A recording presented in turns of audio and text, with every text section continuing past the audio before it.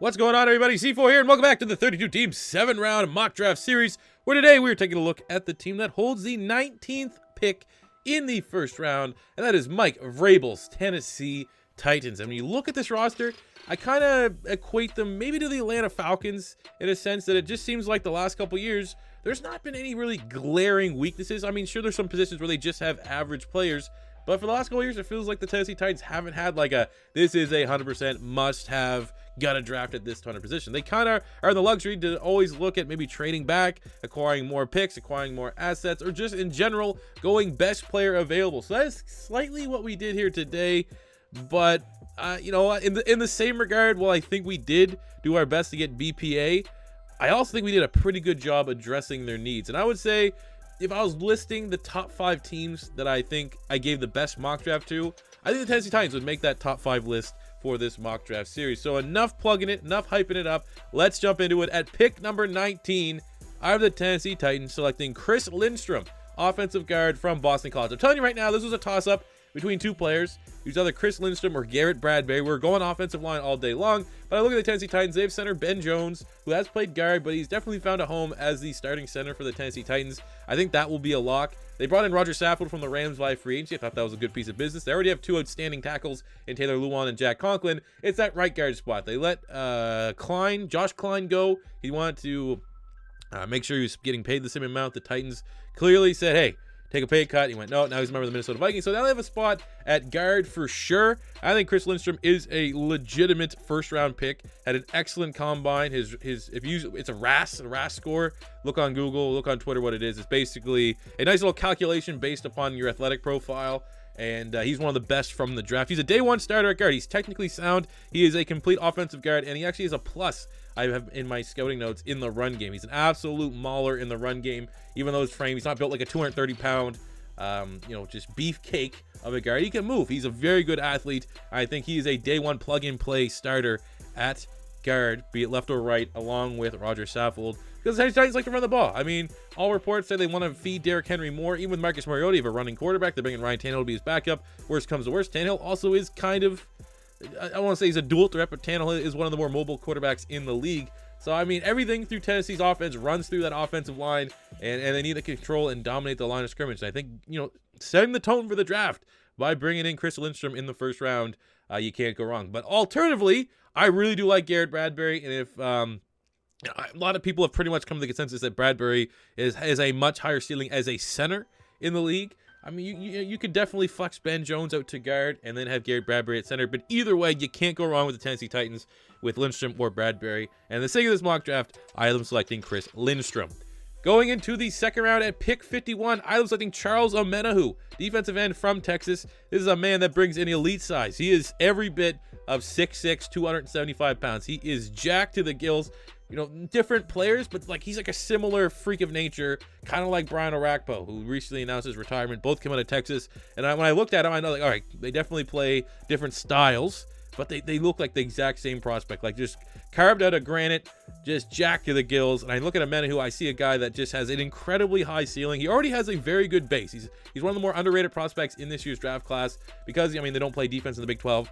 But he had some good production last year at Texas. When you look at the Tennessee Titans, you got to look at a team, I think, that wants to try to reload at defensive end. You'll see another pick. I have 2 defensive end picks here because right now, you got Daquan Jones, you have Jarrell Casey. Not much else behind that. You got Austin Johnson, who was a 2nd-round pick out of Penn State in 2016. He's kind of, he is what he is kind of at this point.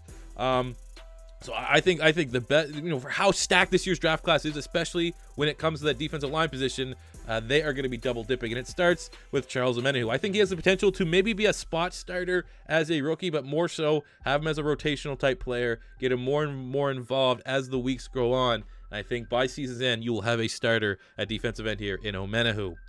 Going to the third round at pick 82, I'm selecting Terry McLaurin, wide receiver from Ohio State. He is an absolute burner at wide receiver, running a 4.35 at the combine. I mean, pretty much every wide receiver from Ohio State is fast. It's like a prerequisite. And I actually think he might end up being better than, teammate Paris Campbell. Paris Campbell, I've seen him mocked in the first round, which is ridiculous. I personally have Paris Campbell and Terry McLaurin like almost a 1A, 1B if we're starting to grade the Ohio State wide receivers. I think they're both, first No, get him out of the first, second round. I mean, late second for maybe Paris Campbell. But when I look at Terry McLaurin, he is a much better route runner. He might not be as great of an athlete, whereas Paris Campbell's an A-plus athlete. Terry McLaurin's just an A grade, but I think he is a much more refined route runner than people are giving him credit for. And you're going to get him at 1 to 2 rounds cheaper than what Paris Campbell is going to cost you. And I think he had a really, really good Senior Bowl, with the future of Tajay Sharp looking kind of bleak. Seems like every year they're on the fringe of trading him or releasing him.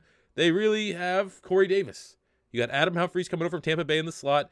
Taywan Taylor, 3rd round pick in 2017. He is what he is. Darius Jennings offers some speed. But for the most part, they don't have Corey Davis' partner, long-term partner here. We're talking about progressive relationships, people. Get your minds out together. But Corey Davis is not his partner. I think a guy like Terry McLaurin would be good enough to bounce off and really complement what they have in Corey Davis. Corey Davis, good athlete.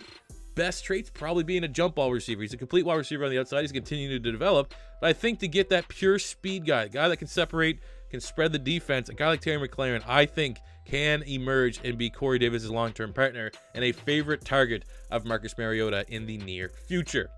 Moving into the 4th round at pick 121, I was selecting Isaiah Buggs, defensive lineman from Alabama, and in this scheme, he'd be a defensive end, a much so like the 2nd round pick at pick 51, Charles OMENIHU. But Isaiah Buggs, versatile defensive lineman, better suited to the edge. I think you actually might be able to have him as a undersized nose tackle if you want to run like a NASCAR front or something like that. But he is a very, very dominant versus the run. And I really do think if he had a lot more consistency to his game, he'd be talked about as a 2nd rounder. He had some pretty good production last year with Alabama.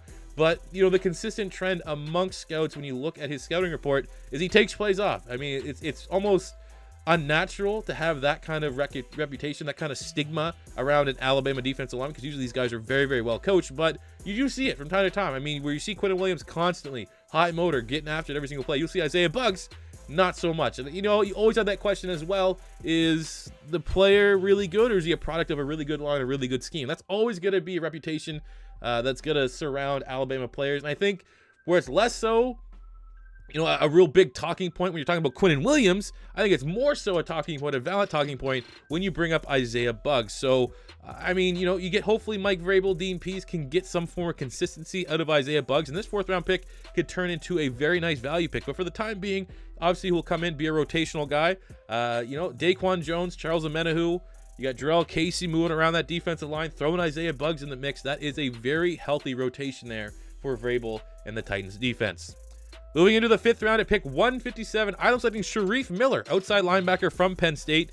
I think he actually has potential to start at outside linebacker. Right now, they're outside linebackers. You have Cam Wake, you have Kamale Correa, and Harold Landry. Here, clearly, you're probably going to have Cam Wake starting. But, I mean, that's not an easy transition necessarily for Cam Wake. At this point in his career, expecting that he could finally stand up as an outside linebacker again, there might be a learning curve there, but you're definitely going to be able to pencil in Harold Landry, which was an outstanding value pick in the 2nd round last year as one of those outside linebacker spots. But outside that, I mean, there is some question marks there. There's no established, clearly this is where this guy is going to play, even though the expectations is that it will be Cam Wake's spot. But SHAREEF Miller has potential to get a lot of snaps as an outside linebacker as a rookie. He has great burst. He ran a 4.69 40 at the combine. He's like 260. I mean, ideal size for a 3-4 scheme. I will say right now, by looking at his tape, because I have had him mocked to the Eagles in the past, so usually when I have players that are, flirting with maybe going to my Eagles, I tend to do a little bit more film study on them. SHAREEF Miller, he's really good stopping the run. I think he definitely needs to continue to develop his pass rushing moves, but, he has that upside. He has that upside, the good athletic profile, and I think he could, he definitely would have benefited from going back to school one more year, but I understand why you would come out, and I think that with the upsides there, gamble. This whole DC's being head coach thing, it only really, to me, makes sense if they're going to be able to consistently develop these guys, these mid-round draft picks, into eventual starters. And if Mike Vrabel, that's kind of what his mantra is going to have to be. Guys like SHAREEF Miller, guys that you're going to get in the 4th, 5th, and 6th rounds, those are guys that are going to have to fill out this depth chart. And I think he has everything there to try and tap into the potential that SHAREEF Miller will be able to bring. Going into the 6th round, their final pick at 188, I have them selecting SHELDRICK REDWINE, safety from Miami. Obviously, he's going to bring really nice special teams ability right now as a rookie, and that's kind of what you're looking for in the 6th and 7th round. Obviously, you want to get that diamond in the rough, but for the most part, you're trying to find guys that are going to attack on the bottom end of the 53 and contribute on special teams. And REDWINE will also bring some safety depth. I think looking at the depth chart right now, he could probably emerge as the 4th safety on that roster. He's a converted cornerback, so he brings some nice traits. He's a great matchup right away on tight ends. Kind of similar to what they have right now in the 5th round pick last year, Dane Cruikshank. But I think ultimately you can probably pair him behind Kenny Vaccaro as the 4th safety on that roster. But just a lot of versatility when it comes to the safety tandems back there for the Tennessee Titans. And I mean, more versatility, the better you're going to be, especially with today's landscape. In the National Football League, where everyone wants to throw the ball 60-some times. So there you go, guys. That is my 7th-round Tennessee Titan mock draft. Titan fans in particular, let me know in the comment section below if you agree or disagree with this mock draft. As always, if you're first time stopping by, don't be afraid to hit that subscribe button, smash the like button if you enjoyed. And until next time, it's C4 saying peace out.